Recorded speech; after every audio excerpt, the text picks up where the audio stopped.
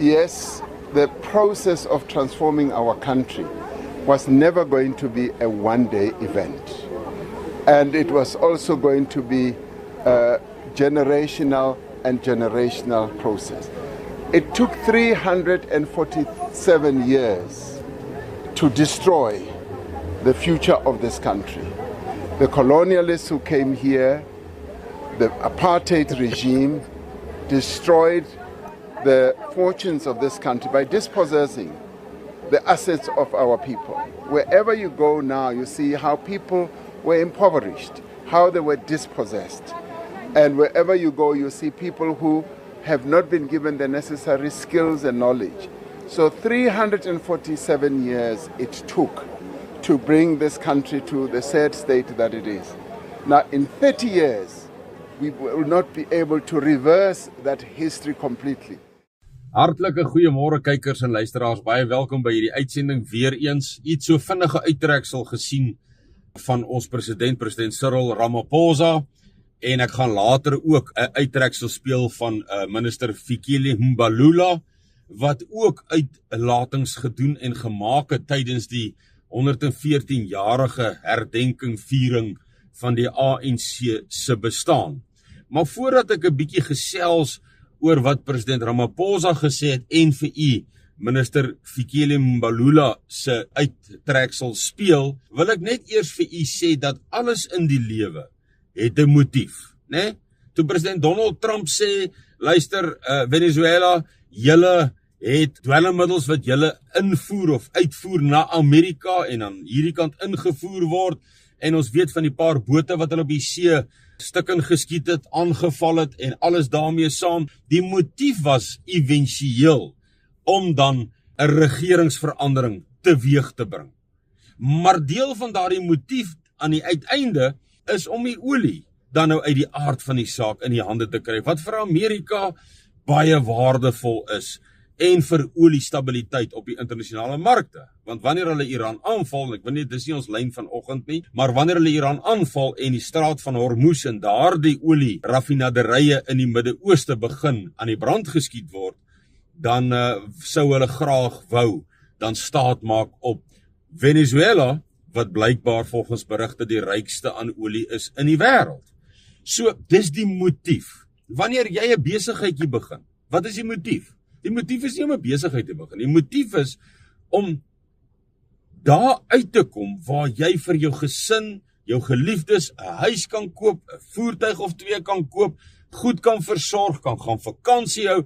Dis die uiteindelike motief. Ek gebruik altyd die voorbeeld, kykers en luisteraars, van 'n hommeltuig. As jy op 'n sportdag, kom ons sê skole sportdag, jy het nou almal by so 'n sportdag gekom, en jy gaan met 'n hommeltuig, 'n drone, en jy sak laag af by die chips stalletjie, skyfies, daar waar die skyfies, daar die lekker vetterige skyfies verkoop word, en jy sak laag tot by hom, dan sien jy die dame of dames of mense wat hierdie skyfies skil en skyfies maak en in die olie gooi.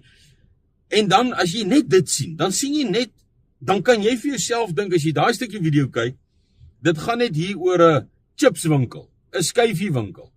Maar die oomblik wat daardie hommeltuig begin uitlig, kykers en luisteraars, dan sien jy nee, maar hier's nog kostente. En as hy nog uitlig, dan sien jy nee, maar hier is nog springkastele vir kinders ook. En as hy nog hoër gaan, dan sien jy maar hier's 'n parkeerarea vol voertuie. En as hy nog hoër gaan, dan sien jy maar hier's atletiek ook. Of watter sport ook al dan nou daar beoefen word. En dan sien jy die groot prentjie. En ons moet versigtig wees om nie net in die skyfiestalletjie vasgevang te word, omdat ons 'n hommeltuigie net hier naby hou. En dit wil ek net vir u noem, dat alles het 'n motief. En ons moet kyk na die motief van ons president se uitlatings en Fikile Mbalula. Kom ek speel gou vir u sy video en dan gesels ons net vinnig daaroor. Who is the richest man or men in this country? It is white made, and you can mention them. Democracy has produced Patrice Motsepe and a few. But it's only Patrice Motsepe, among others, we can call a billionaire. Black people have not even come close to managing and controlling the means of production in our country. This country is dominated by male white people who run the economy of the country. Have you seen an unemployed white person? Have you seen a white person who lives in a shack?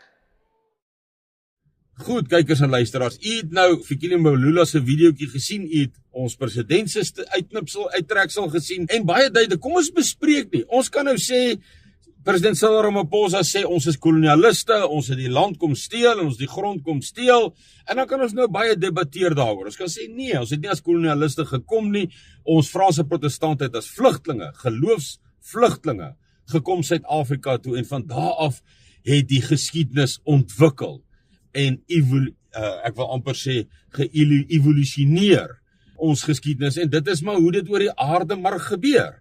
Dit was definitief nie die instelling en die uitkyk toe hulle geland het aan die kus om te koloniseer nie. Hulle wou 'n plek hê, 'n veilige plek, 'n heenkome waar hulle nie vervolg word vir hulle geloof nie. Baie eenvoudig. Ons hou dit maar eenvoudig altyd. Goed. So eerstens kan ons nou debatteer. Ja, ons is nie kolonialiste nie. Ja, dit was nie, of nee, dit was. Hier is ons moet kyk na die motief. Ons moet die hommeltuig uittrek sodat ons die hele prentjie kan sien. En as ons kyk na die uitlatings van minister Fikile Mbalula wat vir ons sê dat daar's nie blankes in shacks nie, soos hy dit stel. Ja, ons kan foto's plaas van blankes tans in Suid-Afrika wat in shacks is. Blanke plakkers. Dit is alom bekend. Duisende blanke plakkers. En ons kan ingaan en redeneer waar hy sê byvoorbeeld jy al 'n blanke werkloos gesien. Natuurlik. Dis hoekom al honderde duisende van ons kinders oor see gaan werk, is omdat hier nie werk is vir hulle nie. En hulle het een van twee keuses gehad, of ons gaan werk dan nou daan verdien iets, of ons gaan hier werkloos wees. So, ons kan nou hieroor redeneer. En ons kan voel, ons voel goed, ons het 'n goeie argument hier gevoer. Ons moet na die motief kyk. Die motief hier is rasseopsweping. Hier word deur die president van 'n land gesê, julle armoede, julle gesukkel, julle poverty, armoede, is as gevolg van hierdie ander etniese groep. Julle swart massas, weet julle hoekom is julle arm? As gevolg van die blankes. En minister Fikile Mbalula sluit maar net presies hierby aan, wat sê, wie is die rykste in Suid-Afrika? Blanke mans. Wie die besighede? Blanke mans. Wit is. Hy gebruik die woord wit is. So die motief hier agter is 'n opsweping van die massas. Want as jy vir 'n etniese groep sê, as ek nou vandag vir die blankes in Suid-Afrika sê, julle is in hierdie situasie en is 'n slegte situasie as gevolg van hierdie etniese groep.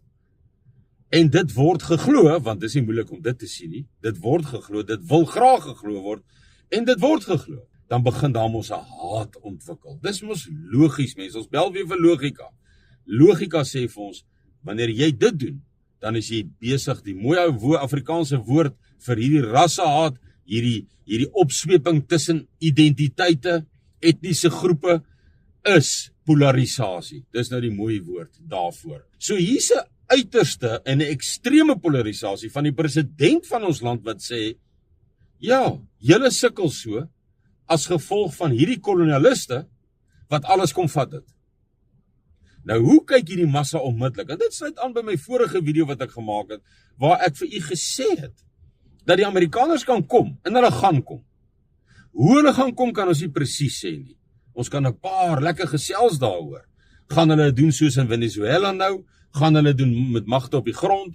Gaan hulle doen met goedgesinde magte in Suid-Afrika, wat is hulle as proksies, met ander magte wat bereid sal wees om vir hulle hier te veg, soos die DA en die westelike deel van ons land? Hoe presies? Dis nie die lyn van hierdie gesprek nie, en jy gaan op die einde van die dag raai, as jy nie konkrete inligting het nie. So ons is nie in die raai storie nie. So met ander woorde, ons kan nou duidelik sien, hier word rassehaat aangewakker. Het jy al 'n blanke plakker gesien? Natuurlik is daar blanke plakkers. Maar vir die massas word gesê, en hulle antwoord, jy kan in die gehoor hoor, nee. En het jy al, is hulle in die armoede wat ons is? Nee. En weet julle hoekom? Is julle arm? Hoekom is julle plakkers? Hoekom besit julle niks? Is oor hulle. En nou moet ons na die motief kyk, want hierdie motief loop na iets toe. En dis hoekom ek baie logies vir u gesê het. Wanneer die Amerikaners voet aan wal sit in Suid-Afrika, en op watter wyse ook 'n regeringsverandering, het sy in die nasionale regeringsstelsel of net gebore en vanuit die westelike deel van die land van 'n Afrika provinsie. Hoe ook al hulle hom loods, het ek vir u gesê, daardie goed uitgewerkte plan gaan nie werk nie. Behalwe dat Msiener dit so voorspel het. Kom ons los Msiener uit. Ons kyk na logika.